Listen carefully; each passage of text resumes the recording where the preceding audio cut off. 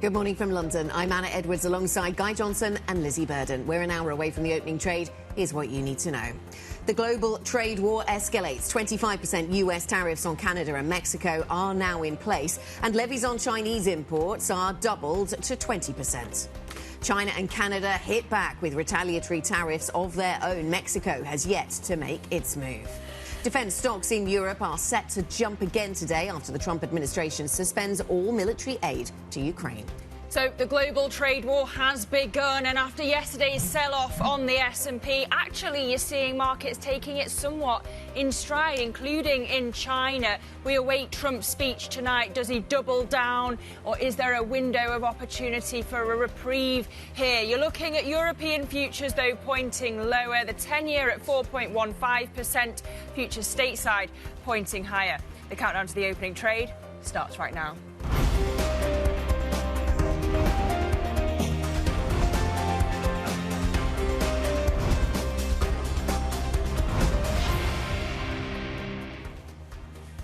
Tuesday morning, good morning. 2:42 yesterday, Eastern time, we entered a new phase. We went from, will this trade war start, to how long will it last? That is what the market is now having to factor and think about. We got a big reaction in the S&P yesterday, a significant drop down, probably augmented by what we saw in terms of the data. The ISM manufacturing numbers not particularly strong. What do we do today, though, Anna, I think is the key question. We wait for this speech a little bit later on from Donald Trump. Is it going to give us clues about the duration of the trade war? Yes, I wonder to what extent it's already written, or whether it is still going to be an evolving address. He's going to be talking to two houses of Congress later on today, as we know. In terms of that market reaction that you mentioned, a lot of it, well, some of it was yesterday in response to the news that Canada and Mexico could not do anything in the eyes of President Trump to stop these tariffs being imposed. So the tariffs are now imposed. And with that in mind, what impact have we seen since then? Well, it's been fairly muted, but the futures picture looks really divergent. There's so much happening this morning, though. That takes us to Ukraine, which I know we're going to talk about later. But the European futures picture looks negative. Defence stocks might jump. The US futures picture looks quite resilient because of that drop that we saw yesterday, perhaps. Yeah, so the question, as you say, tonight in Congress, does he double down on the view that tariffs are good for business? In which case you'd probably see more dollar and stocks selling, a bid for treasuries. Or does he actually kind of, as you say, suggest there's some wiggle room in this after you've seen the retaliations already from Canada and China? But a lot of people clearly had thought that we never would get this far. This was a negotiating tactic, that this would ultimately result in a deal getting done. Does the deal get harder from here? The Canadians look really annoyed. Some of them in particular, the Ontario Premier. Yeah, absolutely. The Ontario Premier saying, you know, I'll cut off your electricity with a smile on my face is one of the lines that he said. And just an example of the anger, I think. But it's multifaceted because it's about tariffs, but it's also about the way that President Trump refers to Justin Trudeau as the governor of Canada and seems to be making a play for Canada to become another state of America. And indeed, he was Trudeau seeing the King while he was in London. That will have ruffled Trump's feathers. So the retaliation has started. It does look managed at this point. The Canadians look like they're kind of out in front. The Chinese have taken a more circumspect view of what they need to do next. But it does look as if the Chinese are in a position where they probably are in for the longer term. A deal probably is more possible with Canada and Mexico. And the Canadians have responded. The Mexicans are being even more circumspect. We'll wait and see what happens there. But it does look as if the China tariffs probably are going to be the most sticky element to this. So how does this process unfold from here, I think, is the really difficult one. And I wonder if this should have been a surprise. We were just up until yesterday having lots of conversations with people talking about how is this still a play, is this still a tactic? But we saw from the first Trump administration that at some point you get here and tariffs are imposed. But what's interesting to me about Canada and Mexico is all the fuss around getting trade deals. Well, even when you have trade deals and they were signed with President Trump, he can still find reasons why he doesn't like the way they're implemented or you're not behaving as he sees fit, and you go back to another trade war. Yeah, and many asking what more could Canada have done here on fentanyl, for example. China will hear more about their response, of course, when it comes to the NPC tomorrow in terms of how they'll protect domestic demand. But in terms of where Trump goes even further, further. You talked about that pretty awful ISM manufacturing data. Does growth and the 10-year yield become the backstop on how far he goes? Does inflation and warnings that you could see car prices going up $12,000 become the backstop on how far he goes? So this is the interesting question. I think is where are the guardrails? What are the guardrails? Is the equity market the barometer? Is it the 10-year? Is it the growth numbers? What are we looking at? Because that's what when we look at retaliation, that's what people are going to look at. That's what the Canadians are talking about. How do we impose a penalty on the US consumer that will resonate with Trump? Is it electricity prices? Is it car prices? Where does that come through? Is it gasoline prices? Where is the pain point for Trump? And I don't think we've figured that out yet. In the first administration, it was the equity market. That was his barometer. Where does it manifest itself this time round? Which assets, which kind of aspects of the consumer behaviour? Yes.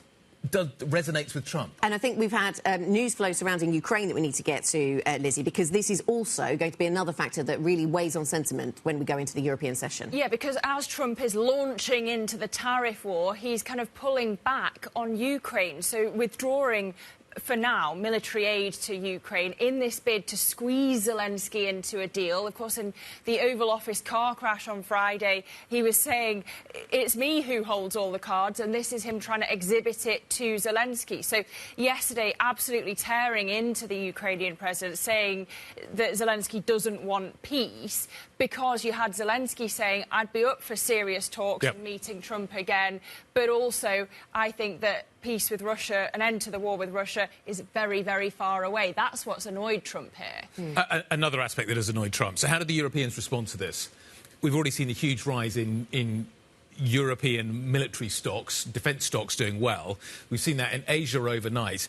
What can Europe now do to buy Ukraine time? If this military aid is not going to be there, this is critical military aid on the ground to the ongoing fight. What does Europe now need to do? And it looks as if European defence stocks will go higher. So there's the Asian defence names today, and European defence stocks could go higher once again today. Well, it's interesting because one of the lines that President Trump has used when he made this order, he says he wants a good faith commitment to peace from President Zelensky. Is that something that will be forthcoming from the Ukrainian leader? We'll see. Could it come in time for the address to Congress later on? Maybe that is something that, when I was referencing earlier, that maybe this is still in flux and, we're not quite sure what's going to be said yet. I'm sure it's not fully written until the last minute, and things can be added and subtracted. Let's talk about what we've got coming up on the show today. Thomas Schulz, the Bilfinger CEO, a big German engineering construction company, is going to be joining us a little bit later. There's talk out of the new administration in Berlin that we could see an infrastructure fund being set up alongside a military fund.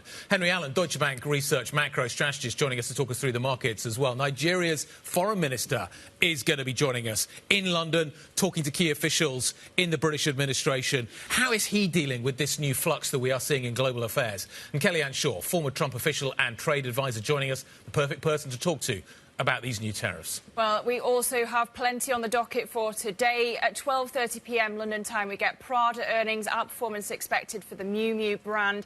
Today, we also have this Egypt summit on Gaza reconstruction, and we have Bloomberg Invest Forum beginning in New York, including we'll hear from the New York Fed President, John Williams, and the Carlyle CEO. And then later, as we say, we'll hear from Trump addressing both houses of Congress. OK, let's talk about some of the other news. You just referenced some of it, Lizzie, so let's get some details. TSMC, the world's top producer of AI chips, says it will invest an additional $100 billion in US plants. The chief executive of Taiwan Semiconductor joining President Trump at the White House yesterday to unveil the plan, which marks one of the largest outlays by a foreign firm in US manufacturing capacity. Lizzie, just talking about this story, Arab leaders gathering in Cairo today to endorse a Gaza reconstruction plan they hope will counter the plan put forward by President Trump. However, while the leaders will seek to present a unified front, there remains significant disagreement over the details of the plan, including the role that Hamas will play in any future government. And OPEC Plus has announced plans to increase oil supply by 138,000 barrels a day in April, pushing the price of Brent lower in the process. The oil-producing alliance said members would gradually ramp up production after repeated delays to do so in the past. Amid pressure from President Trump, he wants lower oil prices, of course. Meanwhile, the world's largest oil company, Saudi Aramco, has cut its dividend after announcing a 12% drop in net income last year. A number of aspects of this story. Clearly, We talked earlier about the metric that President Trump is kind of focusing on in this second administration. Lower yields and lower oil prices seem to be two big factors for him. Lower oil prices obviously leading to lower inflation, which in theory should lead to lower yields. Yeah, it's interesting, isn't it, that we have this news from OPEC Plus, because we remember that Russia is part of OPEC Plus, and a lot of people have been saying, well, Russia hasn't moved in its demands on Ukraine. There's a lot of pressure on Zelensky to give ground. What is Russia going to concede?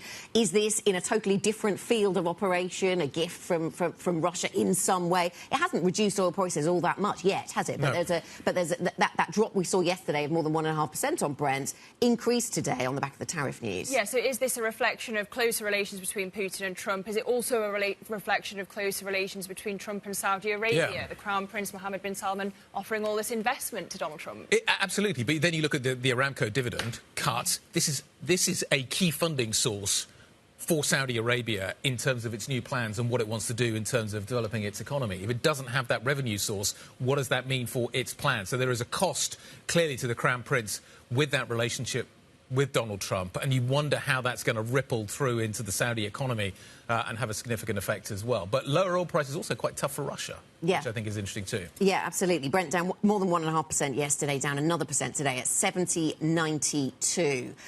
Let's tell you what's coming up on the programme then. German manufacturer Continental braces for a difficult 2025 due to muted car demand in Europe and rising global trade tensions. This is a business, of course, at the forefront of that. It supplies parts to the auto industry. We'll keep an eye on that stock at the open and the wider auto sector with US tariffs then now in force on Canada, Mexico and doubled on China. Plus, we'll discuss what the US suspension of military aid to Ukraine means for Europe's defence industry. For how long will that be in place? Is it indefinite? What on earth does that mean? Up next, we will be joined to talk about the impact on China of the new tariffs, raised tariffs from the United States. We'll be joined by Frederick Newman, Chief Asia Economist at HSBC. If you want to get involved in any of these conversations, IB plus BBTV Go, that is the function to use this morning. Tuesday, the 4th of March, the sun comes up in London. This is Bloomberg.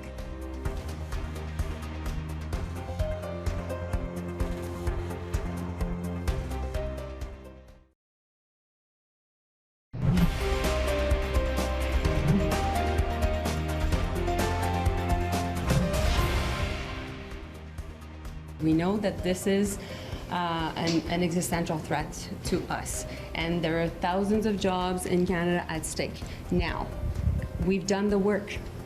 We are ready should the U.S. decide to launch their trade war. We will be ready. We are not looking for this. We're not seeking this. That was the Canadian Foreign Minister Melanie Joly there speaking before the imposition of those tariffs by the United States. Well, the US has now imposed those tariffs. That came 2 hours and 16 minutes ago. For more on Donald Trump and his tariffs and the market reaction, we're joined now by Bloomberg's Valerie Teitel. Valerie. Anna, or should we say the lack of market reaction? Just take a look at the FX market overnight, really unchanged by and unfazed by this tariff implementation from the Trump administration. Dollar CAD trading unchanged on the day. Take a look at dollar MEX. The Mexican peso actually strengthened after the announcement of this implementation of the tariffs against Canada and Mexico. Also, U.S. equities completely unbothered by the implementation. Yes, they did slide yesterday, but they very much did not react to the new news of the implementation of these tariffs. One thing I found even more surprising is that Chinese and Hong Kong equities actually erased some of their slide even after China announced their retaliation measures. Valerie, thank you very much indeed. That sets us up with the market reaction. Let's talk about where we go from here. Frederick Newman, HSBC's Chief Asia Economist, joining us around the table in London this morning. Nice to see you. Good morning. Where do we go from here? What happens next? Let's isolate China and think about what it does and whether or not what we are now seeing is a new permanent state of affairs. Is that the right read of the situation? It probably is. There's still a sense out there among some investors that this is temporary, that the trade war, that we get a deal very quickly, but it does feel more permanent when it comes to restrictions on China, potentially vis-a-vis other countries. Can China live with what we've got there? Is the implication of that China can live with what has been imposed thus far? It probably can't. So it hurts in the short term, no doubt about it, right? So it's going to shave a bit of growth this year, maybe next year. But fundamentally, China's exports to the U.S. make up only 2.5% of China's economy. That means 97.5% of China's economy is other stuff. Yep. And so if you do get permanent tariffs on China, so it's going to hurt, but it's not going to be the end of the world for China's economy. So not the end of the world for China's economy. Frederick, good morning. Remind us how this was resolved last time around. We ended up in a phase one trade deal, didn't we, between the United States and China. China committed to buy more agricultural products, buy some more services from the US. Are we going to, shortcut us the next 4 years? Are we going to end up in a similar situation? I think the bar is much higher this time around. You're right. Last time we had a deal and sort of the tariffs were frozen. They weren't actually taken away. They were just frozen in place. And then China commit itself to buying more U.S. goods. There's some debate as to they really fulfilled those purchase commitments. Of course, the pandemic interfered. This time around, the bar is going to be much, much higher because it seems that the U.S. Really wants to accelerate kind of a disentanglement of supply chains out of China. And that feels like we're not going to reach a deal as quickly as we did last time. And that could also mean, though, not just a growth impact on China and longer uncertainty for investors, but also potentially a bigger inflationary impact for U.S. consumers than we had in the first Trump administration. OK, and so that sounds as if it might be more protracted than the first time around. We are heading into the snappily titled CPPCC and the MPC in China, big meetings where decisions are made about stimulus, for example. If you're China and you think this is going to be a very long, drawn-out thing, are you incentivized to do much now, or do you just sit on your hands and wait and see how bad this gets, or do you come out fighting this week at this event? I think you have to put something on the table in terms of stimulus because there's inevitably going to be an impact on your growth this year, and so you want to offset that. But are you going to pull out the so-called policy bazooka and go all out, and by next year you're exhausted because you spend all your policy ammunition? Probably not. You need to measure a bit of a measured pace. But that's exactly what they've done. In fact, they have already prepared for some of these increased in tensions, right? They, since the first Trump administration, they've kind of looked at their own supply chains, their own vulnerability. If you take food, for example, they shifted some of the food purchases already away from the U.S. to Brazil, for example, just to diversify themselves, to make themselves less vulnerable in case there was a rerun of a Trump administration. Here we are. We have a rerun, and so they are actually a bit better prepared. So, Frederick, if you think that they will keep some of their powder dry, what are you expecting in terms of stimulus? Do you think there'll be any flex in the growth target as well? Actually, growth target could be broadly similar to what we saw last year, and that's sort of the around 5%, which gives you enough wiggle room, if you will, to come a little bit below that. But that would imply that you need more stimulus because, of course, exports are slowing, and that's all fiscal. And so, there's an expectation that they're going to have a larger budget deficit, more bond issuance quota, and maybe tilt a little bit more towards the consumer. Now, many Western commentators are looking for a big reform package coming through where we balance the economy in a few months' time. It doesn't work that way. It's going to be incremental, but nevertheless enough to cushion the economy. Well, yeah, because we were talking about how you actually get the consumer going in China and also, like, how far do you go in terms of cozying up to the private sector? We had that photo op with Jack Ma and Xi Jinping, but what does that actually mean in terms of reform and stimulus? Well, that actually does send a signal. So the way it works in China is obviously very top says the private sector is something we want to talk to, work with. Then you get at the lower level, all local government officials see it as a green light, and so they do reach out at the lower level. So I do think there's a signaling intent there that probably works quite well. In general, though, as I said, getting the consumer to spend a lot, there's no magic solution to this, because the number one thing that holds consumers back is the real estate market. Unless you fix that overnight, which you can't, you got to wait for the real estate market to stabilize before the consumer comes back. But lots of CEOs have said that there are green shoots when it comes to property. Is that too optimistic? Yeah, they're green shoots. If you look very, very closely, they're not weeds. They're actually green shoots, so it is coming back. But you need to nourish them for about a year or 2 years before you see that real return of the property market. It's still a big overhang. But, yeah, we're probably 70–80% through that big adjustment over the years. And now we look for another year and a half of that gradual stabilization. But, it does appear that we have some green shoots within that rubble of the deflated property market. Rubble.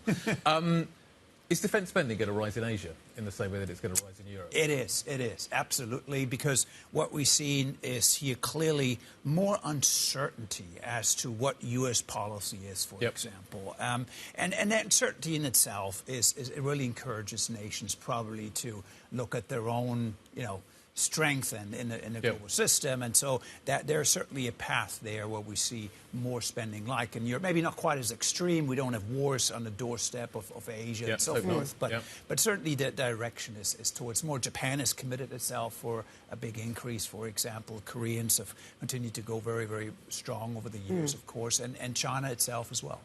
And I was reminded the other day, Fred, looking at there's so much news flow comes at you around tariffs and trade at the moment that it's sometimes it's easy to miss things. And I noticed that certain Asian countries have been putting tariffs on Chinese steel, nervous of cheaper stock going their way. How much do you think that that's going to be a feature of Asian markets into 2025? It's a sort of knock-on impact. You end up with lots of intra-Asia tariffs as a result of what the US is doing.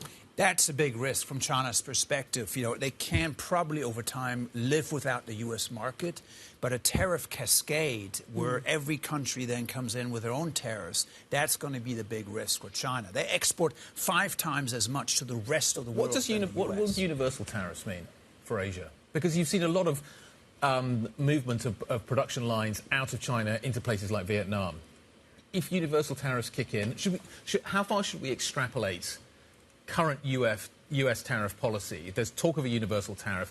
What would that mean for the rest of Asia? We talk a lot about China, but what about the rest of Asia in terms of tariff policy? So if it's universal, it actually wouldn't change that much. If every country faces 20%, then you kind of even the playing field. It evens itself out. It probably mean at the margin, US buys fewer goods overall, but it wouldn't be sort of a big supply chain. But is there a risk for those sort of countries now? They are now running quite big sort of trade surpluses with the United States. Is there a danger that having moved production out of companies have moved production out of China to try and secure their supply chains? Absolutely. There's a risk here that if you sort of decided to move your factory into Southeast Asia from China 3-4 years ago, that now you're saying, oh my God, maybe I should have moved it back to the US because I'm going to receive tariffs as well. So what that means actually that foreign investment into the US is going up at the moment, but foreign investment into Asia is actually, there's a risk that this is falling because of the uncertainty, because we don't know which country is going to get how many tariffs, and that itself slows down growth.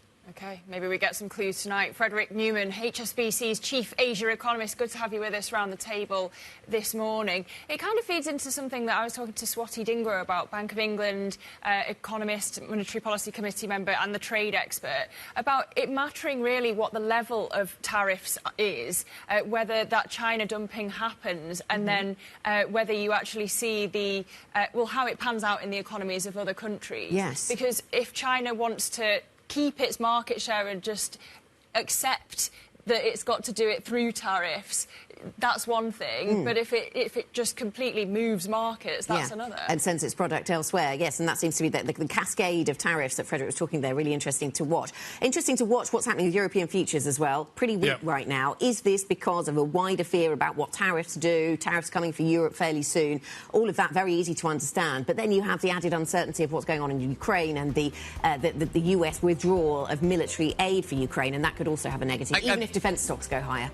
US markets closed sharply lower yesterday. We've got to factor that in this morning. That's partly what we're seeing on the screen. Yes, and that was the trade effect, wasn't it? OK, coming up on the programme, Germany's Bilfinger reports full-year sales that beat analyst estimates. We'll talk to the business. This is Bloomberg.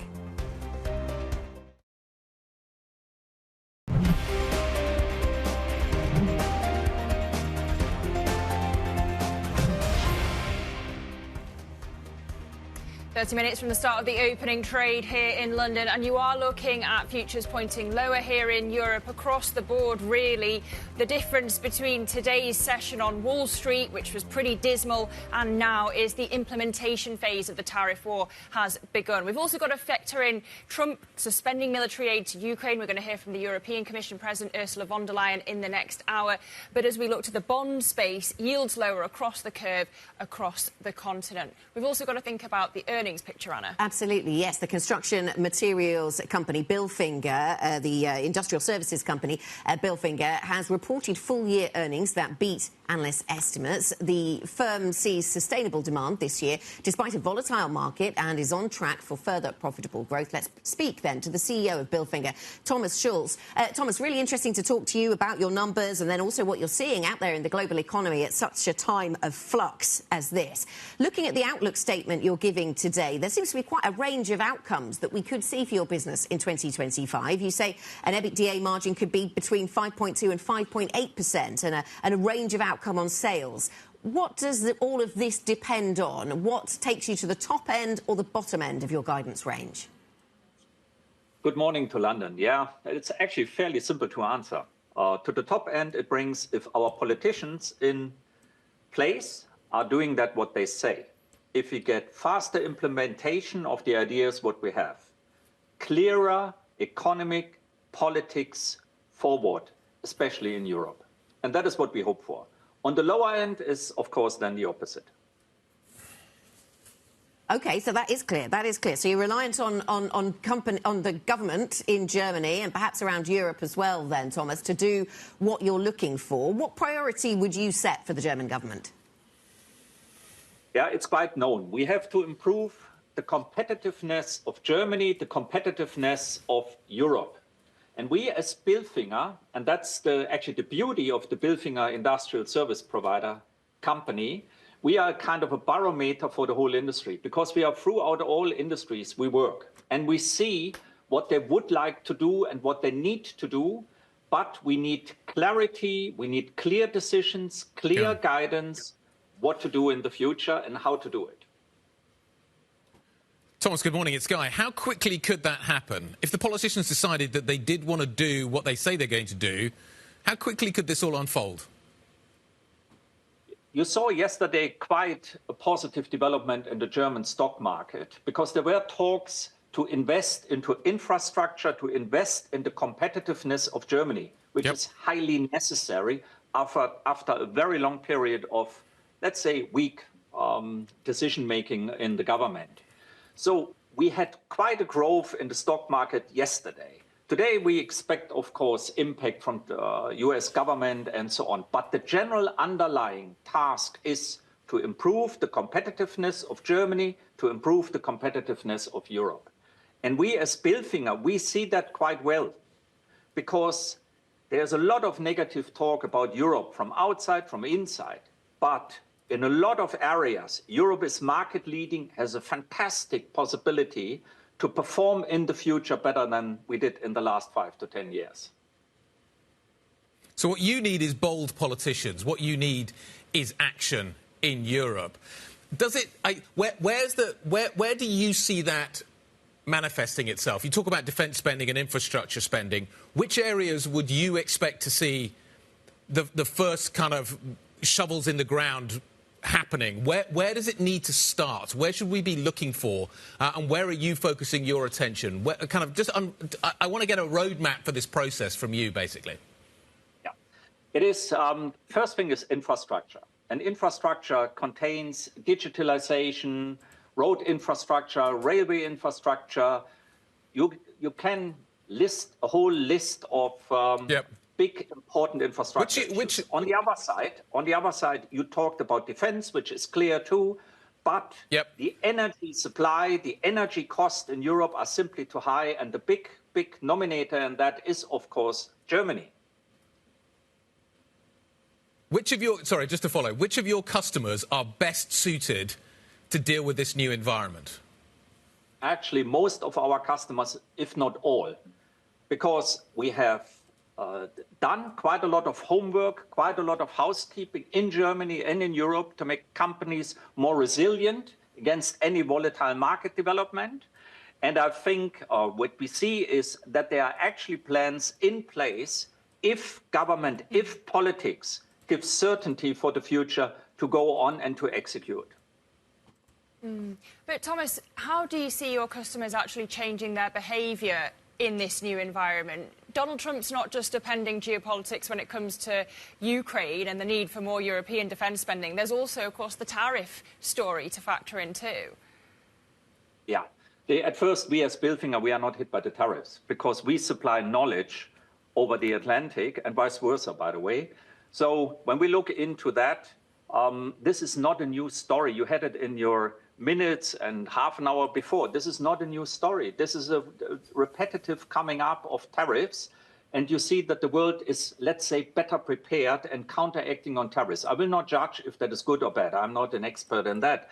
Fact is that the industry is prepared for that. And fact is that we at first have to look to our home ground and our own things, our own house, to get that in order before we judge and before we do anything in the global market. But speaking of the response to those tariffs, of course, we've got the NPC coming up in China. We're looking for more economic stimulus to come out of that. Surely that will impact global business, if not Bilfinger specifically. It will impact us, not so much, because, as I said, we are not delivering hardware, we are not delivering goods. Our products is service. We help customers to get more efficient, we help customers to get more sustainable. And there is a huge demand all over. It's for the ones expanding, they need support, as well as the ones who are under pressure. There we can help a lot too. And you see that actually in the figures, we had a fantastic good growth, not only in order intake, invoicing, profitability, cash, and we see that for the coming year too. Because it's a volatile market environment, and then industrial service providers with that product portfolio are well established and well positioned to take that. So into the future, we need fast decisions from the politics to get clarity where the direction is going, and then the industry will respond correspondingly.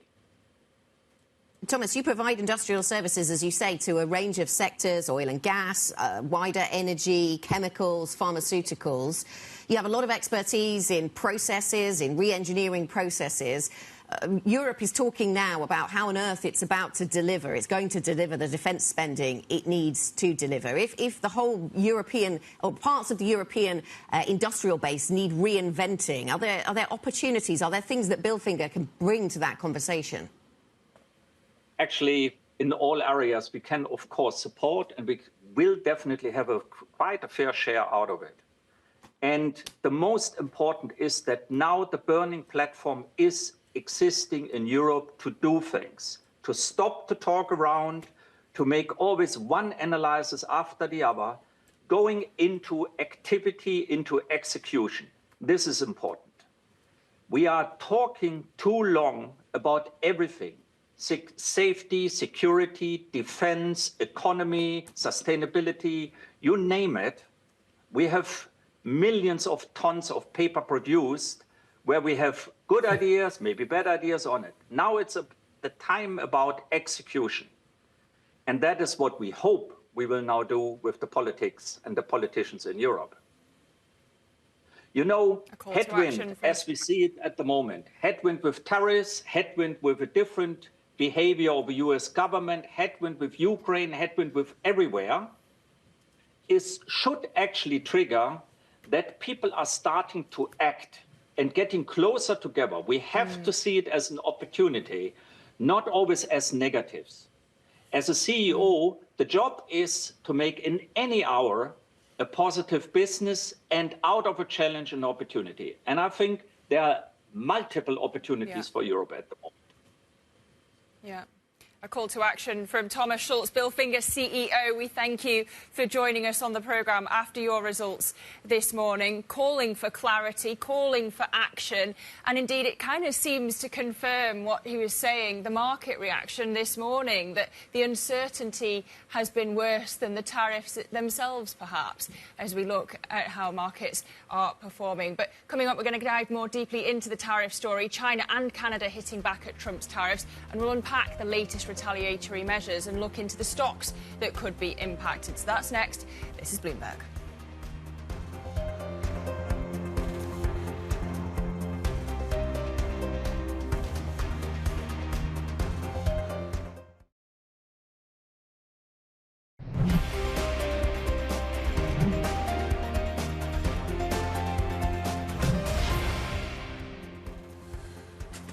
60 minutes from the opening trade this Tuesday morning. Yesterday, Monday, European equities had a really good day. Today, some of that's going to reverse. Now, we're factoring, obviously, a negative session yesterday, 242 yesterday. Trump indicates, the White House indicates that tariffs are going to come into force. US markets, equity markets go sharply south on the back of that.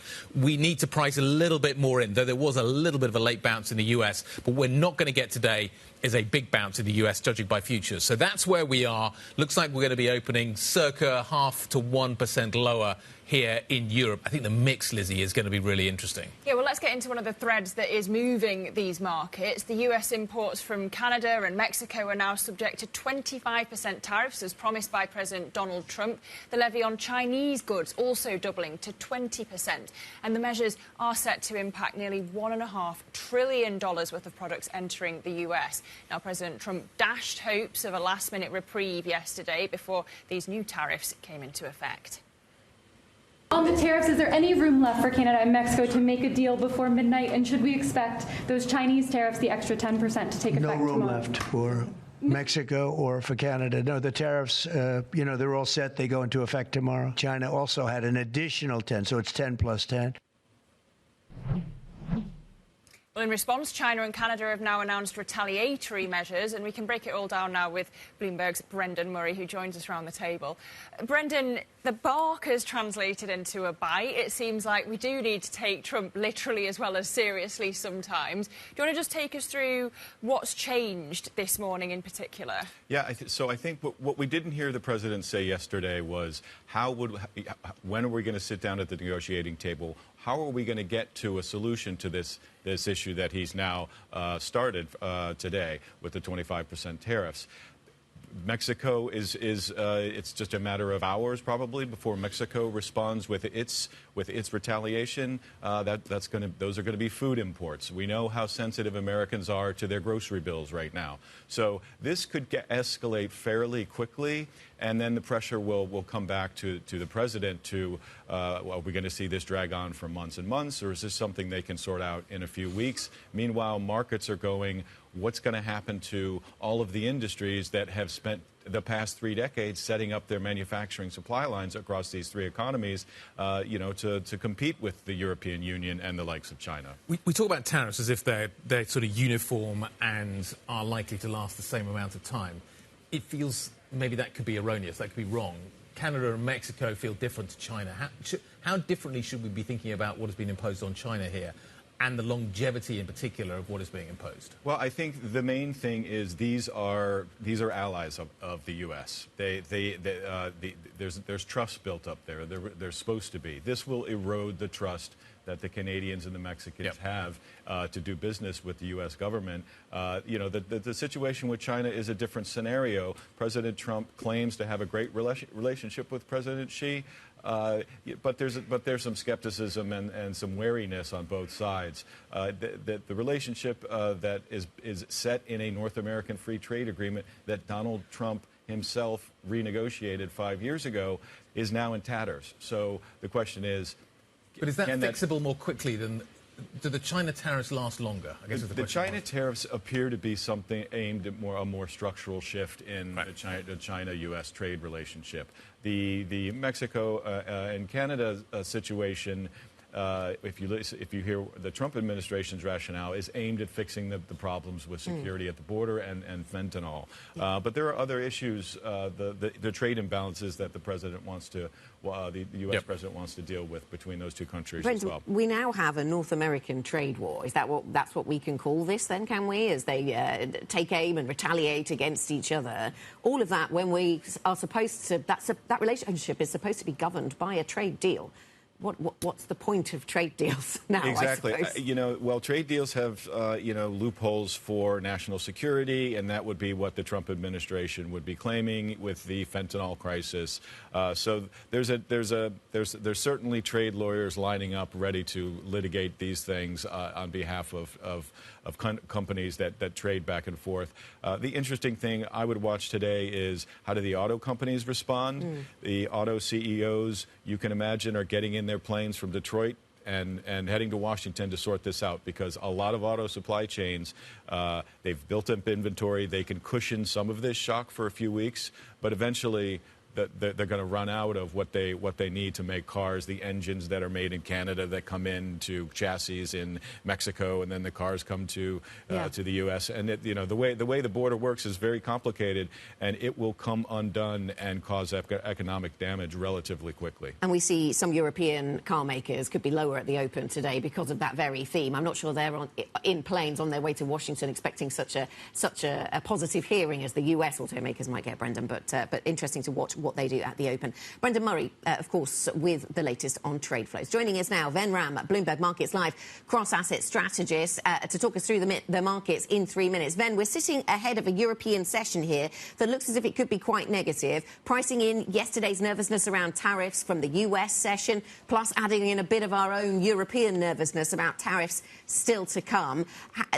But then on top of that, defence stocks could go higher. How are you looking ahead to the session ahead? Morning, Anna. As you mentioned, it's going to be a double whammy, reacting both to the news of the global tariff imposition plus U.S. withholding aid against Ukraine.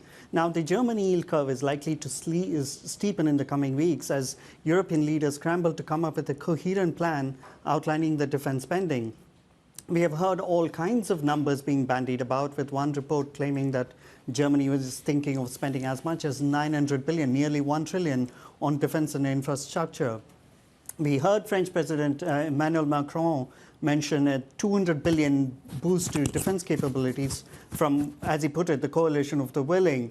So European leaders are set to meet on Thursday in Brussels, and let's see what comes out of it. I think that even with a modest increase in defense spending, it will boost euro area bond sales past 1.4 trillion euros this year, Anna. That will be a record annual issuance.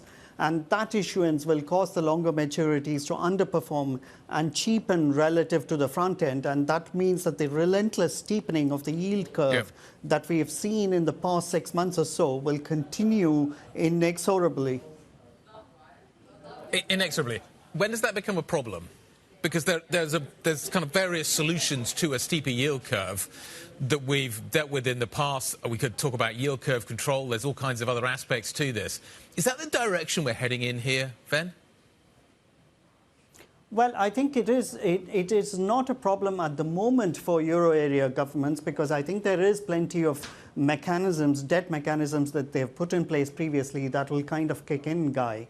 And I think that in terms of Germany alone, I think Germany will have to do the heavy lifting here. And I think, Germans are, pretty famous for their financial rectitude. We are talking about 64% of GDP, which is nothing. So I think that, it's not a breaking point for European area bonds, government fiscal rectitude. But I do think that increasingly the question is how much of collective will that European leaders demonstrate in tackling European spending in the face of US threats, and also what it means for the longer term yields and swap rates.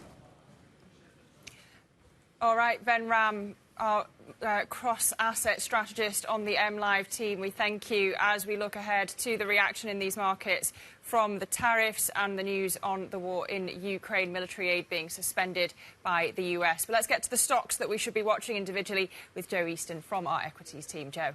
Morning, Lizzie. So we're going to have a keen eye on the auto stocks today, given those tariff news headlines that you've been discussing there with Ven Ram and also Brendan Murray. So keep an eye on the German names in particular, like Volkswagen, also Stellantis, Continental and Michelin. Bearing in mind, Continental does have its own earnings out as well, which look a little bit weak this morning. The drinks makers as well, all in focus given the tariff impact. Remy, Pernod, Diageo and also Campari. Campari will drop its results during the European trade this morning, so watch those as well. And the Spanish banks, of course, BBVA with around 40% exposure to Mexico. Given the news on the Mexico tariffs coming into play, they are potentially in focus as well this morning. Then in defence, we are seeing broad calls very slightly higher on the sector, but also we've got numbers out of Thales and market makers calling this one potentially up by double-digit % this morning. given really strong orders from the French company. But of course, that stock has rallied with the broader sector. We can see that huge jump over the past couple of weeks in Thales and the sector as well, so that is in focus. Also, a bit of a share sale in medical tech. Fresenius offloading 1.1 billion euros worth of the dialysis company Fresenius Medical. Fresenius Medical could be weaker. And in your analyst rating changes, a couple in the UK for the banks. HSBC and Lloyds have upgrades, and BAE gets a downgrade to underperform, potentially going to edge off some of those highs for the UK company today. Thanks very much, Joe. Joe Easton, our equities reporter. So many competing themes in the markets. They all seem to add up to negativity for European stocks. Yeah. There's tariffs, that's going to weigh on the auto sector. Some of those have US exposure, and then they're just fearful about where tariffs go next, I suppose. And then defence stocks may go higher. They may go higher, but it'd be interesting to see how much further the price can be pushed. It's been a very big move that has happened very, very quickly. And you do wonder whether we, at some point, may reach some negatives, i.e. you're going to have to put your balance sheets into this process. It's going to be tough for these companies to ramp up. That's going to be expensive. I do wonder when that kind of story kicks in. But is Europe this morning thinking Mexico and Canada have kicked in, we're next? Is that the trade this morning here in Europe? And waiting to hear from Ursula Von Der Leyen as well. Indeed, at 8:15. If you're a chip stock, are you boosted by the TSMC plans to invest in the US and the demand for semiconductors, or are you scared by the tariff war? Yeah, the tariff downdraft seems to be dominating this morning, doesn't it, by the futures picture. The open is next. This is Bloomberg.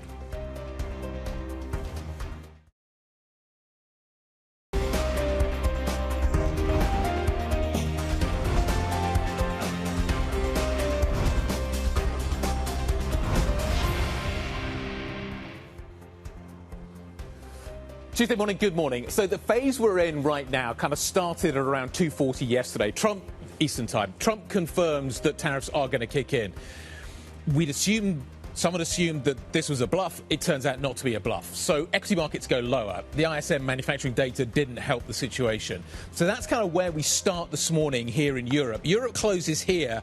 The United States closes down there. So we've got a lot to price in first thing this morning. And I think that's what you're seeing on the future screen this morning, Lizzie. Yeah, I've dressed appropriately. I've matched yesterday's session on Wall Street, and it appears I'm going to match the session here in Europe today. Futures pointing lower across the board. We're factoring in the tariff story. We're also factoring in the US pulling temporarily, it seems, aid to Ukraine militarily, but also lots of earnings pictures to look at as well, Anna. Yeah, absolutely. There's some earnings reports in the mix. Let's get to some of the sectors that could be in focus then this morning, Lizzie. We've talked about these a few times, but useful to pull them all together because they could pull things in opposite directions.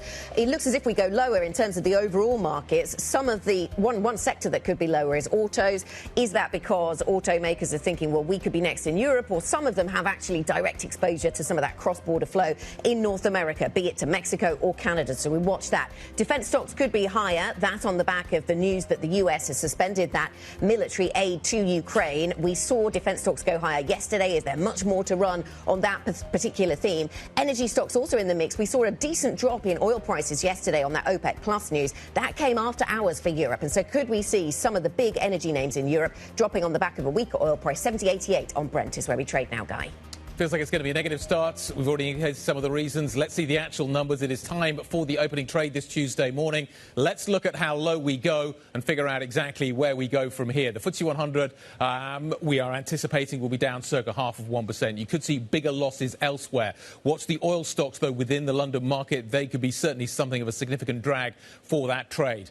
Elsewhere, I think it's going to take a little while to get things going. STOXX 600 down by 0.4%. The IBEX, which, remember, via its banks, has exposure into Mexico, could be affected by this. So we'll look at the banking sector and see what effect there is going to be, particularly in Spain. So Spain's already down by 0.9%. I suspect it'll take a little while to get the DAX open this morning. We've got a lot of corporate news we need to fold in to that story. There's a lot of political news we need to fold into that story. And then there's the tariff news we need to fold into that story as well. So the CAC and the DAX, maybe the SMI as well, take a little while to get going. So, Lizzie, what are we seeing thus far in terms of the sector story and the single stock story? Well, let's start with the earnings then. So we were speaking to Bilfinger, the CEO, earlier. They released their earnings this morning. Those shares higher 1%. We've also had numbers out of Direct Line this morning. Those shares down 0.7%. Aberdeen, though, after their earnings, up 3.3%. So all of that to factor in. We're still waiting for the CAC and the DAX to open. Meanwhile, if we look at some of the chip names, ASML lower 2%, Infineon lower 1.8%. Again, it seems that the tariff story outweighing, as you said, Anna, the optimism that we may have seen on a different day because of TSMC planning to invest $100 billion in US chip plants. That demand long-term for semiconductors not really feeding into the rest of the sector there, but still waiting for the CAC and the DAX. Yeah, waiting for those to open. From a sector perspective, we can see that energy is weaker. So thanks to the team for flagging that we had that big drop in oil prices yesterday after hours for Europe. And so that then being reflected by some of the big energy names. So that sector is down by 2.7%. As we watch that Brent price dropping again, so we've seen OPEC Plus suggesting that they will be open to increasing production. And so that is something that is weighing on BP, down by 3.8% today. Shell down by 2.6%. So that's the worst performing sector in Europe this morning. Yeah, so all but two sectors in negative territory. And as you say, energy and basic resources, bottom of the basket. Just utilities and food, beverages and tobacco managing to eke out gains. Santander's down by nearly 2%. BBVA is down by nearly 2% as well this morning. So that's Spanish read across into the Mexican market is also being represented by these early trades as well that we are seeing. Luxury names look like they're under pressure as well. BAE Systems, despite actually the analysts turning a little bit more cautious, is, in terms of the points gain that we're seeing here in Europe this morning, the biggest gainer. Rheinmetall opens up nearly another 5% higher after the gains that we saw being generated yesterday. Yeah, Safran and Indra Sistemas also up this morning. So that defence positivity, if you want to call it that, continuing on the expectation of more that Europe needs to do on its defence. BAE Systems up 2%. So, yes, same as yesterday, definitely standing out to the upside, but not the same as yesterday in the scale of this. We had really substantial moves higher in defence stocks yesterday, didn't we? But there's no rollover. There's no rowing back. We are continuing to move higher, which is interesting. That at some point you would argue that after the massive gains, I don't know how much Rheinmetall is up, but year to date it's up hugely. Yeah. At some point, are there going to be limits to what we're seeing in terms of the defence space here in Europe? And at which point you start to think that it's the US names that are going to benefit from this extra spending. Rheinmetall came into the beginning of the year at 600, but now trading at 1,175. So we've nearly 100% rise in Rheinmetall stock. Right, well, as we wait for the CAC and the DAX to open, we'll not leave it any longer. Let's bring in Henry Allen, macro strategist at Deutsche Bank Research. Your latest note came into my inbox. It really was a ray of sunshine, and I want to start there on this particularly down day. You still think that US stocks are... not just... They're still exceptional. There's still US exceptionalism. Do you think it's still just a blip, not a turning point in that narrative? Well, I certainly think we're in a paradigm shift in the sense that Europe is finally waking up to the fact that they're going to have to do more on defence spending. But in terms of kind of where US equities are right now, this reminds me a lot of what happened last summer, to be honest, which is we've had this risk-off move, we've had this negative vibe shift. But at the end of the day, markets will go through a correction from time to time. A year like last year, where you hit a succession of all-time highs month after month after month, is not necessarily the norm. And at the end of the day, it was only 2 weeks ago, less than, that we had an all-time high for the S&P, and we're still only down 5% from that level, despite the array of risks that we've seen, from tariffs to geopolitics to Trump uncertainty. But some analysts are saying, the chance of a recession is now higher when you factor in, like, the ISM manufacturing data. It's not their base case. I was listening to an analyst from Barclays on surveillance yesterday saying exactly this. Would you at least concede that a recession's more likely in the US? I really don't think so. I think that narrative about a recession is completely over-egged. I mean, firstly, trend growth right now is still running at 2.5% to 3%, so it would take a huge shock to push that lower. I also think that a big difference now compared to much of the last decade and a half is the Fed have a lot more space to cut rates.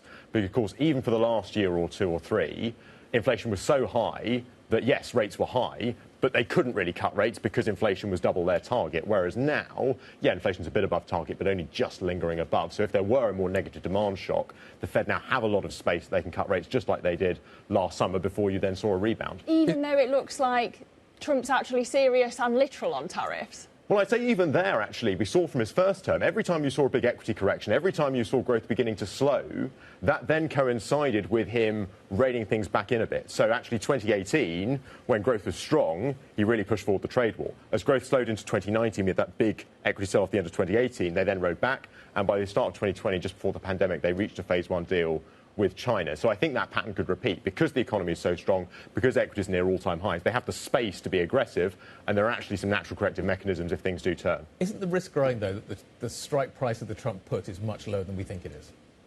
I think perhaps. I think certainly investors have been surprised just how aggressive he's been.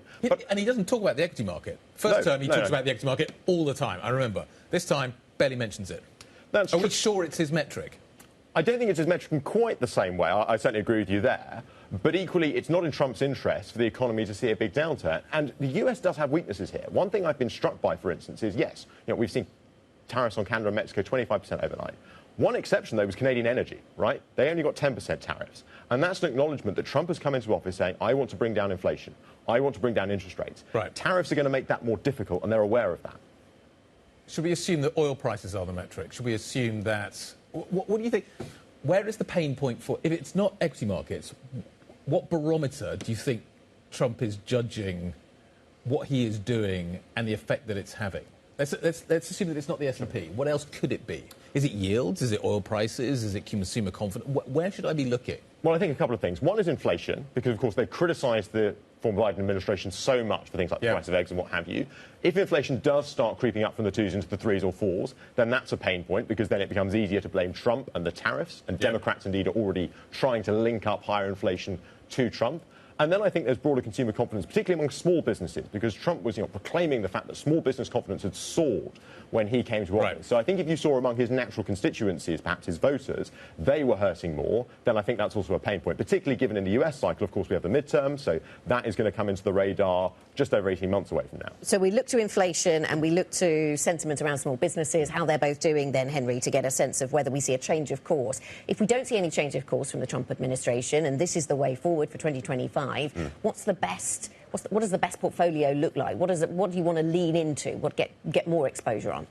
Well, I certainly think European equities somewhere I'd be overweight on right now. I think there hasn't been enough, even with the rally we've seen year to date, I think there hasn't been enough of an adaptation that we are in a new normal when it comes to Europe's economy and European defence spending. That actually, if you do see some of those forecasts realised for higher defence spending, that could provide a huge fiscal impulse of the sort we haven't seen in some time. We've talked about, in our research, potentially a 2% fiscal impulse of GDP for Germany going forward as a result of higher defence spending. They're going to have a coalition.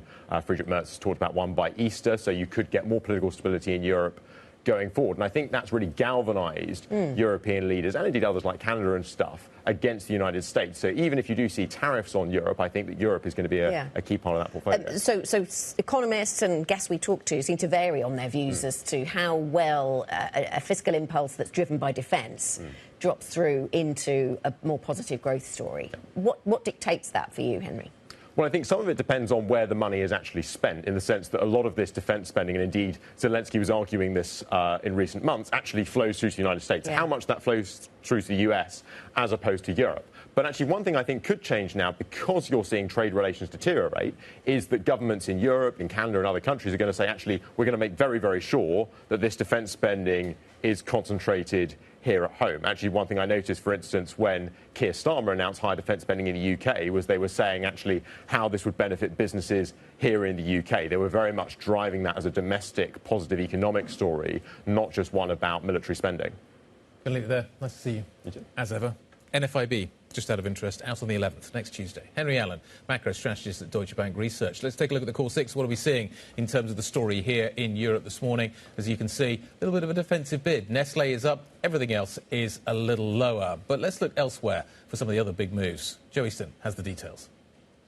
Some weakness, as expected, in the auto stocks this morning, given news of these tariffs coming into play now. Seeing the German names coming down. Volkswagen down around 2%. Stellantis as well, 4%. But the big move of Continental, given the significant miss on some of the company's margins coming out of Germany today. So that one is the big underperformer. And also a sector that is moving lower as well is energy. We did see Brent crude coming off around 2% since the close of European trading yesterday, as was discussed earlier in the show. So the big decline is BP, Shell, Eni, all of them dropping today. Significant weakness on that sector. Then over in defence, Thales off to the races. A massive jump in that one, up almost 10%. Does look like It was potentially in a halt, but it is ticking now up 9.7%, a big step up in orders once again, and that does seem to be feeding through into the broader sector a little bit as well for that one. Then in terms of Fresenius,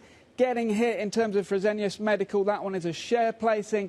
Aberdeen has brought its vowels back into its name, according to their statement. They are going to be known as Aberdeen, as it was traditionally spelt. They've also seen a jump up in their fund flows as well.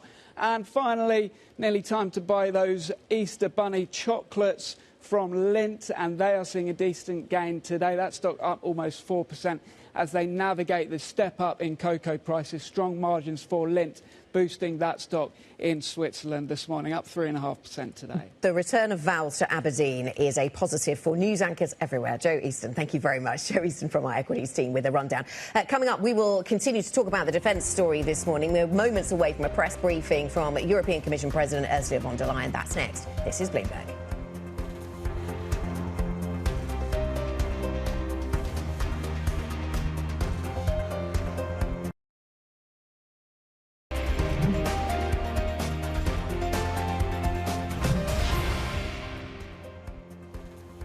Fifteen minutes into the equity market session this Tuesday morning, European equities are on the back foot. We had to price in the negative session that we saw yesterday in the United States. There are some bright spots, though. Defence stocks certainly continue to move higher. Dassault Aviation, Thales, Kongsberg, MTU, Rheinmetall, all hitting fresh 52-week highs this morning. That sector continues to push higher. Other areas, though, that we are focused on this morning include those affected by tariffs. The auto sector in Europe certainly being significantly affected. As you can see, we are seeing negativity coming through. This as President Trump's tariffs in Canada and Mexico are said to add around $60 billion to the costs of the industry. This is according to research from the consultant Alex Partners. For more now on the levy impact and what it means for the business, our global auto editor, Craig Trudell, joins us around the desk. How much is a car going to cost in the United States after these tariffs have been pushed through? How much more is a car going to cost? The estimates here are a little bit all over the place, but just yesterday, our Keith Naughton in the Detroit Bureau reported on a recent study done by Anderson Economic Group, which is a group based in Michigan that regularly does these sort of economic impact studies. Roughly $4,000 for a crossover SUV, and the incremental cost to build that would be passed on to the consumer. In this study, one of the electric vehicles looked at estimated about a $12,000 increase. So this is, of course, already a situation where we've seen a pretty dramatic run-up in prices for vehicles in the U.S. already, where we're approaching, on average, it costs you $50,000 to buy a new vehicle.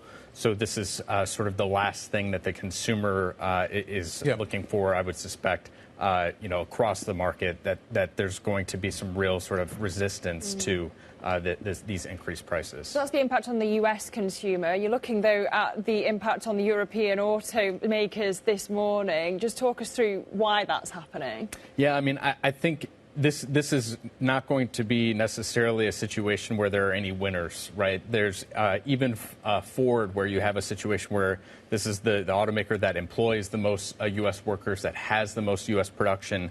Their CEO just a few weeks ago was talking about the idea that these tariffs would blow a hole in the American auto industry. Alluding to the idea that Trump has talked about wanting to look out for the American auto industry, and instead what we've gotten is a lot of costs and a lot of worries, a lot of reasons for concern. So this is a situation where Stellantis has quite a bit of production both in Canada and Mexico.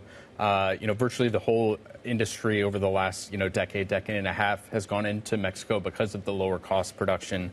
And so this is going to be sort of, widely felt because of the interconnectedness of the supply chain. So we see European car companies down as a result of that very thing then, Craig. What about Continental? That's obviously a supplier to the auto industry, down by 8.5% this morning.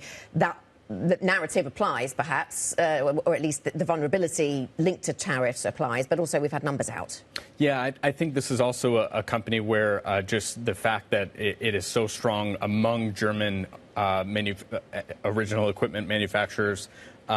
We've talked an awful lot about the Germans really having challenges the last couple of years even. And this is a case of both your customers falling on hard times, I think Continental, some of its own businesses have not done particularly well, and they're now trying to do a spin-off of their biggest business and really sort of focus in on tires, which is the one part of the business that is doing reasonably well.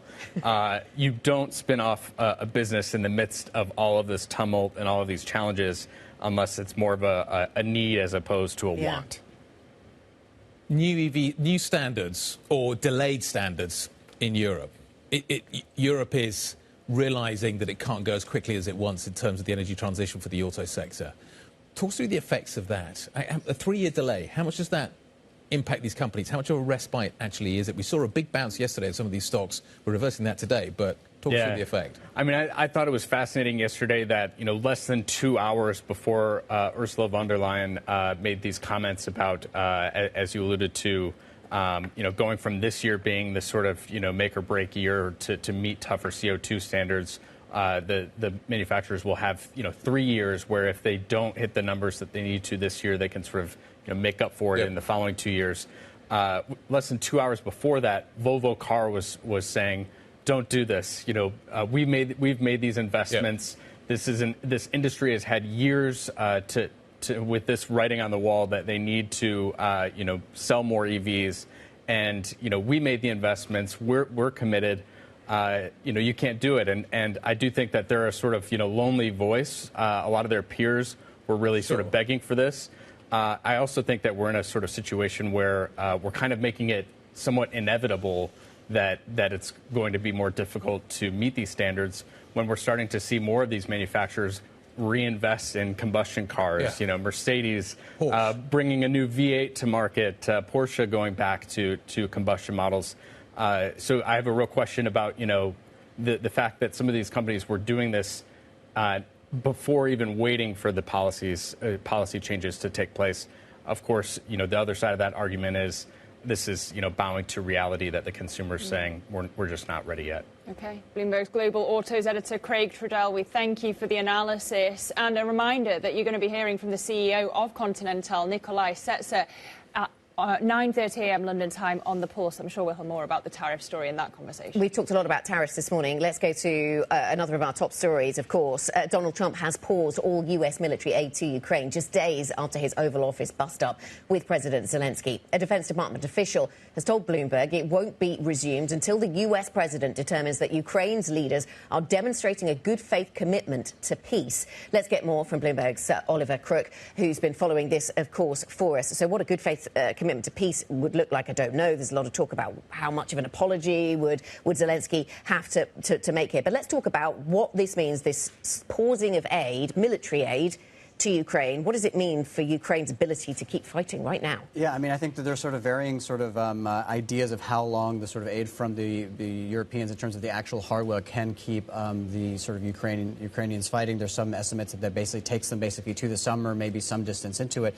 But again, this is, as we've known from the very beginning, the U.S. is the #1 supporter of Ukraine in terms of the actual military aid. The Europeans can mobilize a lot of money, and they have been mobilizing a lot of money. But at the end of the day, the Americans hold basically all the cards when it comes to the hardware. And what we understand now is that it has been officially paused. That means that things that are even in transit right now, that are in the air, that are getting to Ukraine, will be sort of stopped somewhere else. Things that are in Poland that are waiting on the border are not going to go into Ukraine. And this is, of course, maybe not totally unexpected after we saw what we saw on Friday, but is, of course, very material.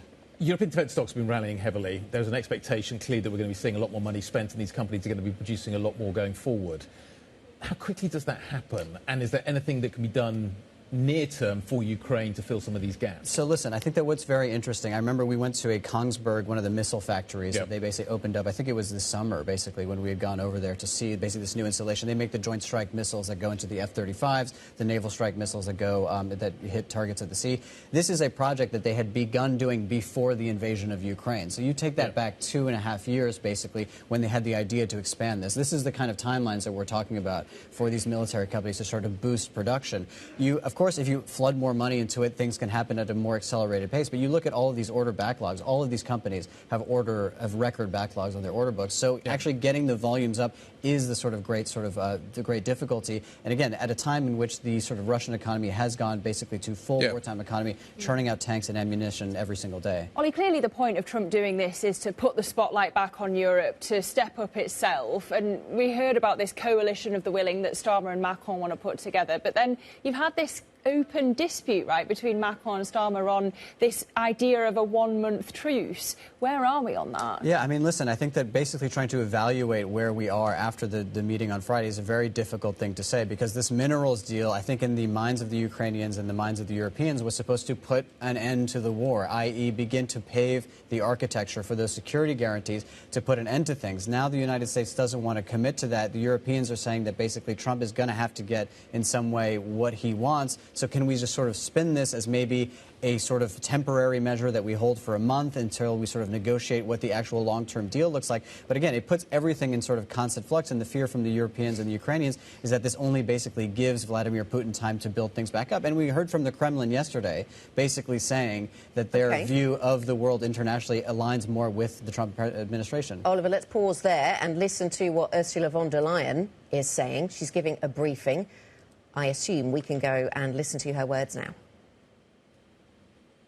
We're living in the most momentous and dangerous of times.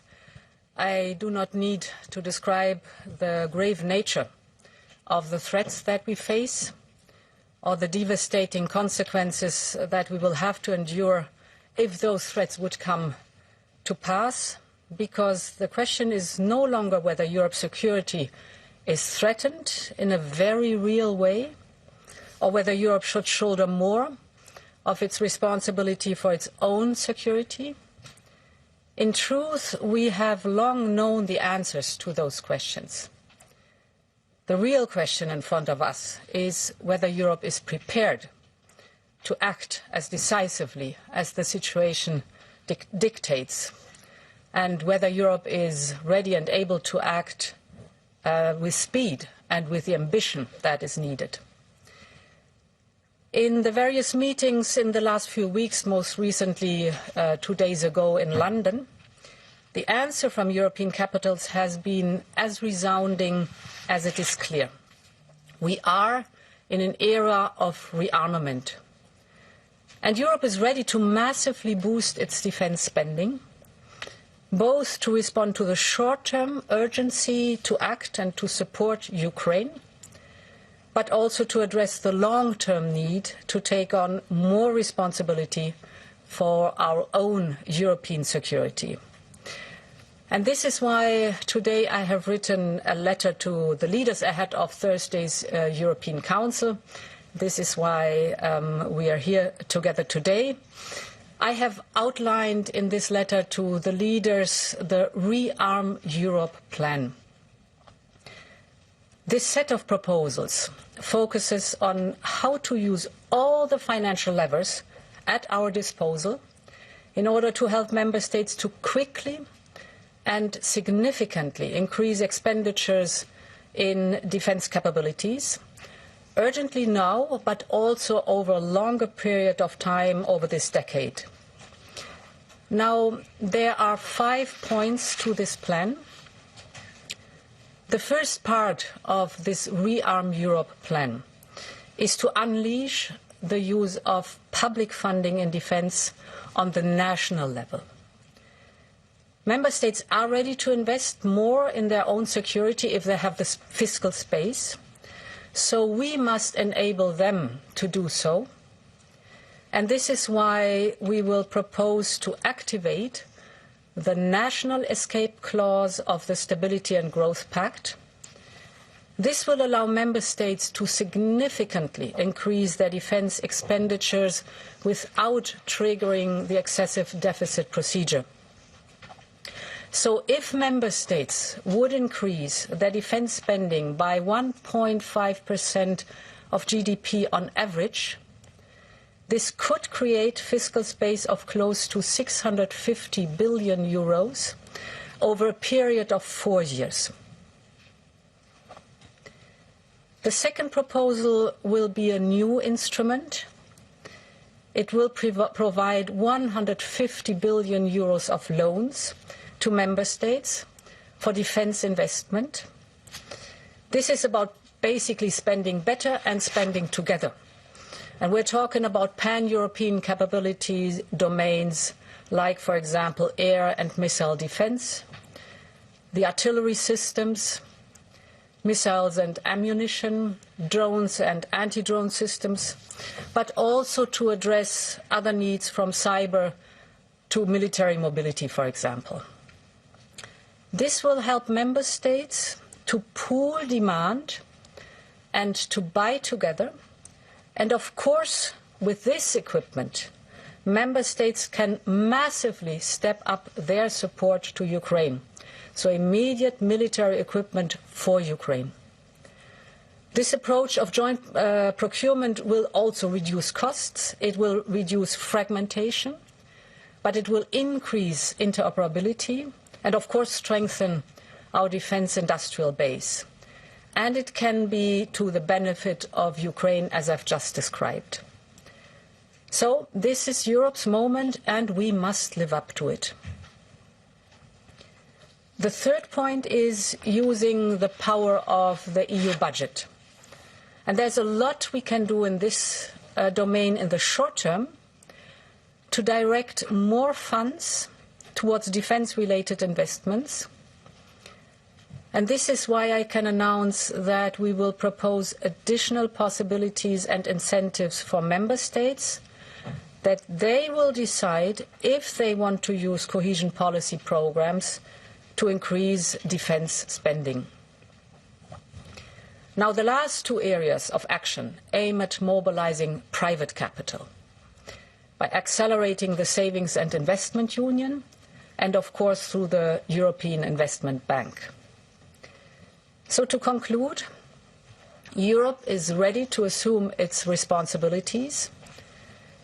Rearm Europe could mobilize close to 800 billion euros of defense expenditures for a safe and resilient Europe. We will, of course, continue working closely with our partners in NATO.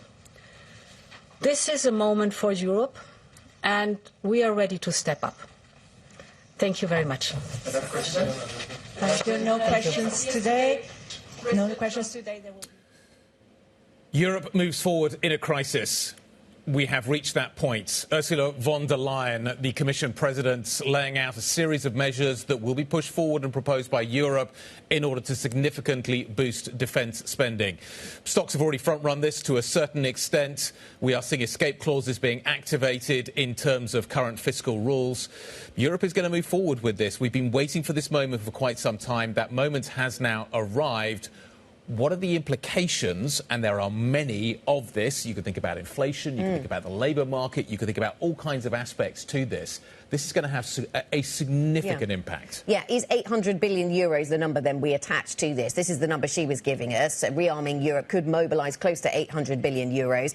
But Ollie Crook's still with us, of course, listening to that as well. I mean, some of that's in loans, Ollie, but there is an emphasis also on national funding, freeing up fiscal space, a sort of jigsaw of measures to get to that 800. Yeah, so a lot of the stuff was sort of flagged in advance, the things that we were sort of anticipating. So specifically the public funds at the national level, basically those carve-outs for basically being able to get more and more debt at the national level, saying that, you know, that's going to be worth about 650 billion euros potentially over 4 years is where they're saying that. That's point one of the plan. Point two is more defense loans sort of from Europe, and these are sort of pan-European initiatives for air defense.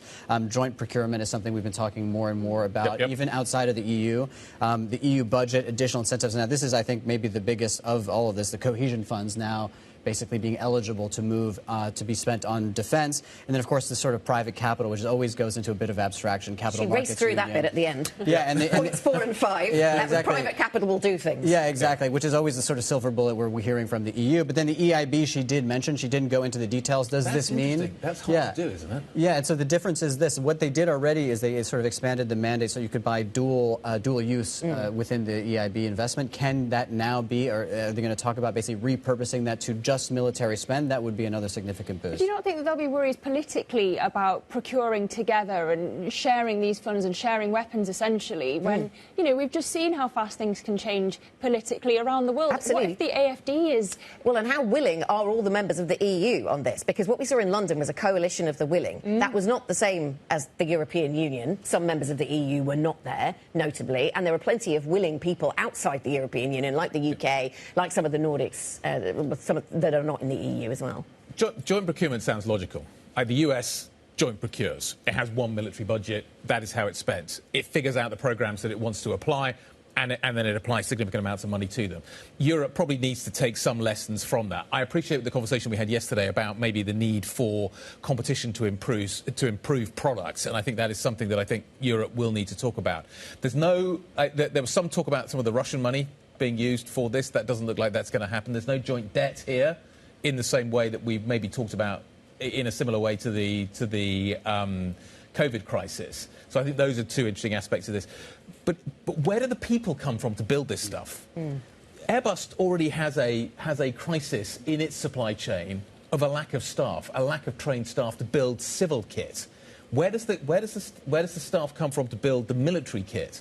This is a long-term process. You've got to build the facilities. You've got to train the people. This is not something that happens overnight. So building the kit is obviously one question. There's also operating the kit. So let's deal with two of these issues, right? The building it, we have seen to a degree, for example, the sort of decline of the auto sector has been a benefit to the military-industrial sector. We spoke to Henselt around this very table, talking about taking full teams from the auto sector and basically incorporating them within their own... within their own structure, taking over, you know, an old, I think it was an Alstom train factory to basically go to the military, redirecting. I mean, you can move this stuff. Again, it will take time. There is some, you know, some know-how, certainly in Germany, for example, on the industrial level. But then again, there's also the question of this military build-out, the actual people, the people that operate this gear. I mean, we look at the numbers of the military in Germany. Germany has a military of 180,000 people. It's a country of more than 80 million. It's tiny. The United Kingdom, it's the same thing. They need to start talking about it. And this is one of the conversations I had with the top general from the German military. There is a conversation about potential conscription light. All of these things are coming and emerging in political discussions more and more within Europe. Thank you very much, Ollie. Bloomberg's Oliver Crook with the latest on the defence story, and just listening there to Ursula von der Leyen, of course, talking about what Europe is planning. Not much reaction then, Lizzie, when it comes to bond markets. Interesting that yields were lower and they remained lower. Yeah, indeed. So the German 2-year down 4 basis points at 2.02, the 10-year down 3 basis points at 2.46. Maybe look to the euro for a bit more of an embrace of this. It's stronger, 0.25%, 105 is where we trade, and we already had a boost to the defence stocks. They're not up. As you were speaking, defence stocks weren't rising. So that's already, to a certain extent, been priced in. But is there a question? ECB's coming up. Is this all going to be inflationary? Is this something that Europe needs to think about in terms of an inflationary impulse? Or is it a growth impulse? How should we primarily think about this? And what's the role of the ECB? You know, von der Leyen saying there we'll use all the financial levers at our disposal. Is it on the ECB to make this more affordable? Russian assets, perhaps? I mean, that's the conversation we had yesterday with Tim Ash. He was saying that the ECB, in his view, the ECB is blocking this and should not be. That was his view. Let's pivot from this defence conversation in Europe, which we will certainly get back to other foreign policy matters globally. A delegation from Africa's economic giant, Nigeria, is in town this week. The country's Minister of Foreign Affairs is in London to meet with the UK counterpart, David Lammy. With growth and security high on the agenda, of course, Minister Yusuf Tuggar joins us now. Minister, thank you very much for coming to speak to us. Thank you for being with us here on Bloomberg TV. So you join us at a really busy time in London over the weekend. There's a lot happening geopolitically. President Trump in the White House once again. What have you made of your visit to the UK so far? What have you achieved? We have had discussions to do with security, which is of great concern to both nations. We already have a strategic partnership which covers different sectors. We're also looking at opportunities in digital technology, in IT, in the startup ecosystem. So particularly business process outsourcing. We see it as a solution to migration, irregular migration, as well as this problem we're having to do with issuance of visas to Nigerian students. Okay. With applications that have applied successfully to. Okay, so a host of issues on the table and to be discussed then in your visit here to the UK. Are you concerned, Minister, big picture, that if the UK and Europe, we've just seen it demonstrated there by Ursula Von Der Leyen from the Commission, everybody's very distracted by the defence conversation in Europe. There is war in Europe, and that is dominating and taking a lot of the airtime. Are you concerned then that Europe has less of an interest in Africa, less time for Africa, as a result of that? Europe can ill afford to have less of an interest in Africa because we're neighbors. The Mediterranean in Latin is water in the middle of land. That's what it's always been. And we are more interconnected than we perhaps realize, because the Atlantic economy, if you will, goes back centuries, and we've been interacting with each other. So what concerns us concerns Europe. And Nigeria is the front line in many regards. When we look at the issue of security in the Sahel, migration, these are climate change. Yeah, and I want to come back to that. And Minister, it's so good to have you with us round the table. It may well be that Europe can ill afford to have less of an interest in Africa, but of course we know that for the UK's part, in order to ramp up defence spending, they're cutting the aid budget. I wonder if that's something you discussed with the Foreign Secretary David Lammy, and how it changes how you're going to be, trying to attract investment to Nigeria. Nigeria has never been reliant on aid. What we have always sought for is strategic solutions to the issue of risk, so that we can partner with countries and mitigate risk. We're looking for countries that meet us halfway, and the United Kingdom is very much aware of that. So what we were taking in terms of development aid is really not that significant, and it's being covered by some of the initiatives that have followed. For instance, the cutback on USAID, PEPFAR. Our Minister of Health announced that Nigeria was stepping up to cover any shortages that might accrue. So really, Nigeria is not the model country when it comes to the issue of reliance or dependence on aid. And you talked about the security concerns. We talk a lot around this table about China's role in Africa. I think something that gets less talked about is the growing influence of Russia in Africa, in terms of paramilitaries, arms supplies, economic ventures. Is that something that you think Europe should be more concerned about? Absolutely, particularly since Europe pulled out and Russia is coming into the Sahel. So the Sahel is our neighborhood, and part of the problem, or the reason why Europe had to pull out, was exogenous solutions were applied without including countries such as Nigeria.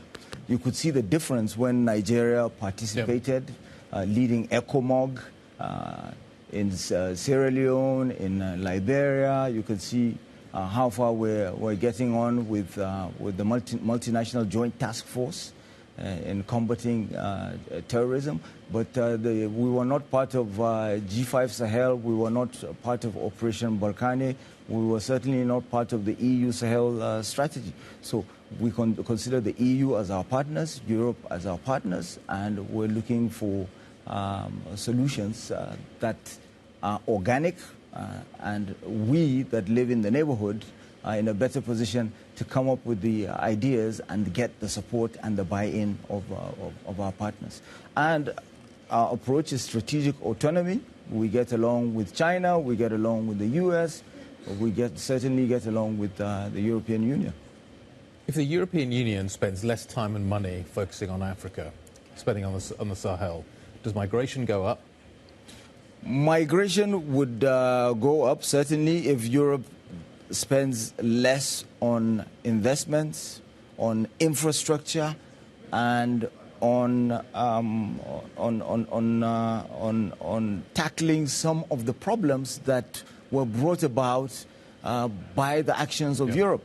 Libya, for instance, where all the weapons are flowing in from. You have trained fighters. You have now forces exiting Syria and looking to relocate in Libya. That's going to be a problem. And for as long as weapons and funding and trained fighters cascade down from Libya into the Sahel, we will continue to have a problem. And this is what we're looking to address collectively through multilateral channels. And multilateralism can exist side by side with national interests. It's the way it should be. Minister, great to see you around the table this morning. Thanks for stopping by to see us here at Bloomberg. Thank you. Thank you very much indeed. Nigeria's Minister of Foreign Affairs, Yusuf Tuga. Thank you very much. Coming up, we're going to be joined by Kellyanne Shaw, who served as Deputy Assistant to the President for International Economic Affairs during the first Trump administration. It's an interesting morning to speak to Kellyanne. We'll do that next. This is Bloomberg.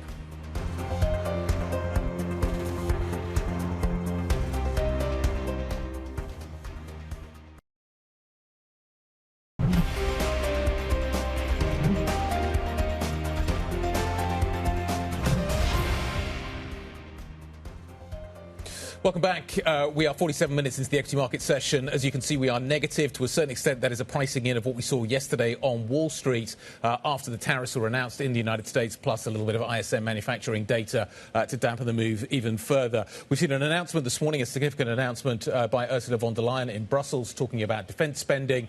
We'd already seen a pretty substantial rise in defence stocks, but they are up again, and many of them continue to hit 52-week highs. But the broader narrative this morning remains what we are seeing in terms of the tariff story. Many people surprised, you could argue, by the escalation that we saw in the trade war yesterday. Let's get an expert voice, hear from an expert voice on this subject. Kellyanne Shaw, partner at the law firm Hogan Lovells. Kellyanne served as Deputy Assistant to the President for International Economic Affairs during the first Trump administration. She was also lead negotiator for the US at the G7, G20 and APEC on this very subject. Good morning.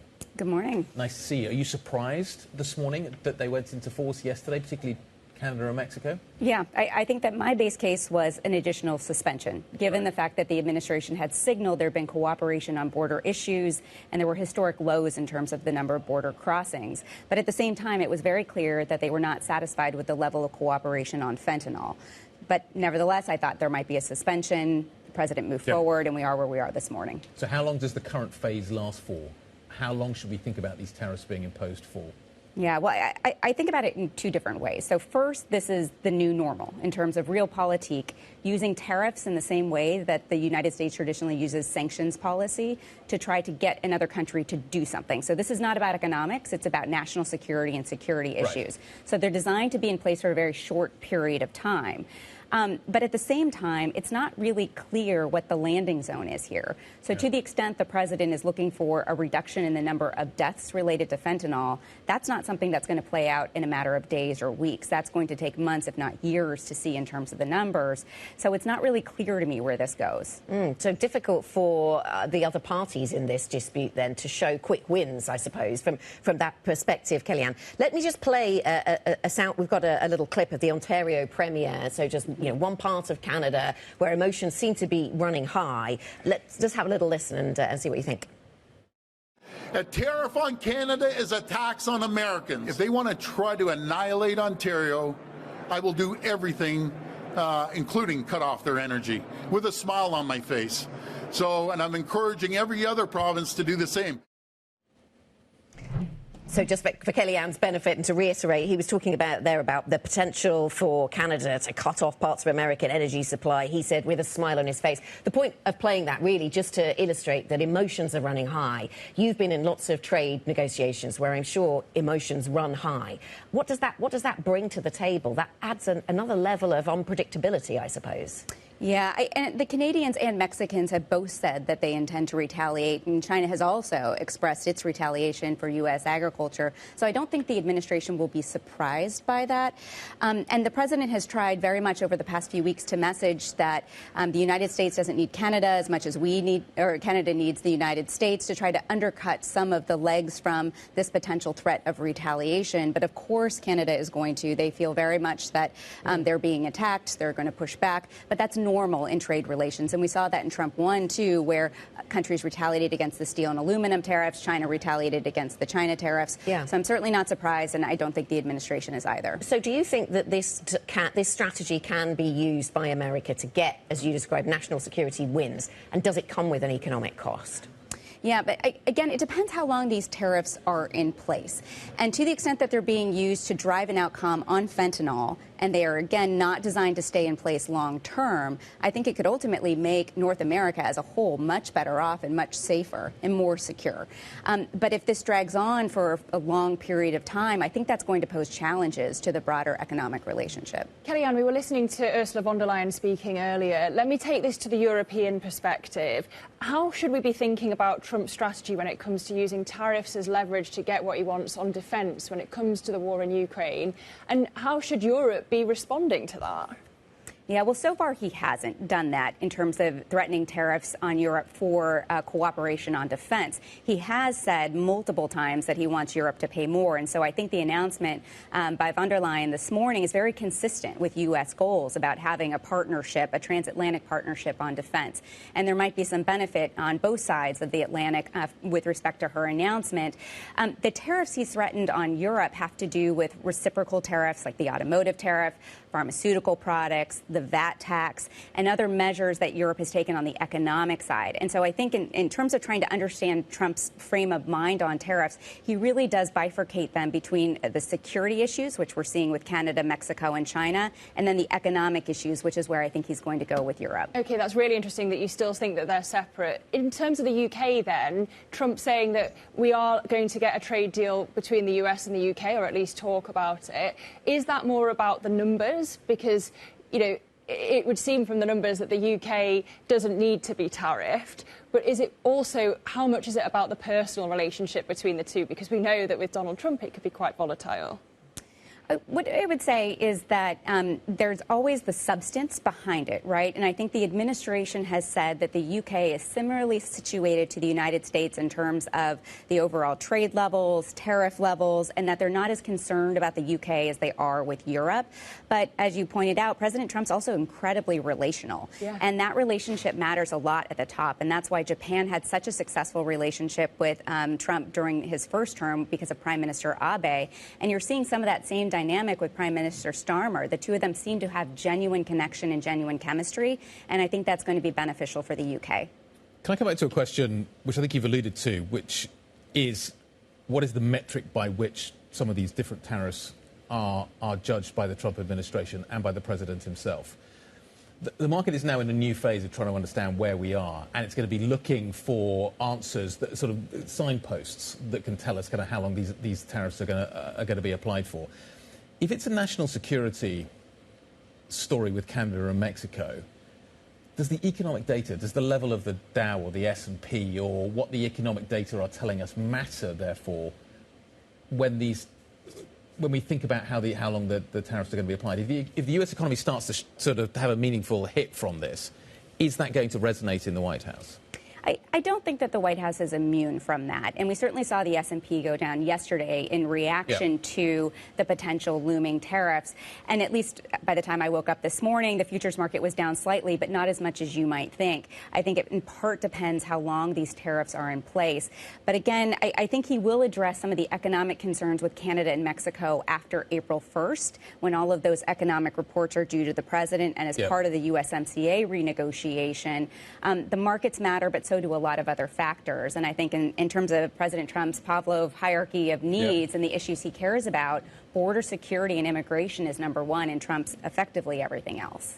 OK, really interesting insight into the mind of Donald Trump from someone who knows it well. Kellyanne Shaw, partner at Hogan Lovells. Really great to have you with us. Thank you. We have come a long way in our understanding of what Europe is prepared to do when it comes to defence this morning. We were hearing from Ursula von der Leyen just in the last hour, worth recapping, a lot more flexibility, a lot more fiscal space for national governments when they want to spend money to rearm Europe. We are in an era of rearmament, she said. And together, she adds it all up to 800 billion euros worth of money, whether that's loans or private sector initiatives. So we'll be digging into the detail of that. Cohesion policy now can be used for defence spending. So we've come a long way, Guy. Defence stocks have been doing well. yesterday and again Well, today. it continues to rise. So Dassault, Thales, Kongsberg, MTU, Rheinmetall all hitting 52-week highs this morning. Thales out with numbers. It is up by circa 10% on the back of those figures, plus also the rise that we're seeing broadly across the space.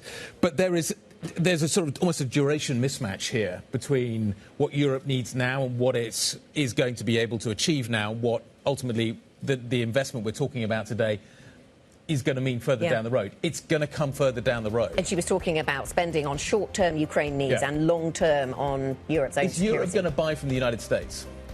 Some of this short-term money, does it end up going into the United States simply because they have the capacity to provide Part of the conversation with Tim Ash yesterday, certainly saying that the US defence companies are winners here. That is it for the opening trade. Busy morning, 8:56 here in London. The Pulse is up next. They'll continue to follow these markets and the defence story for you. This is Bloomberg.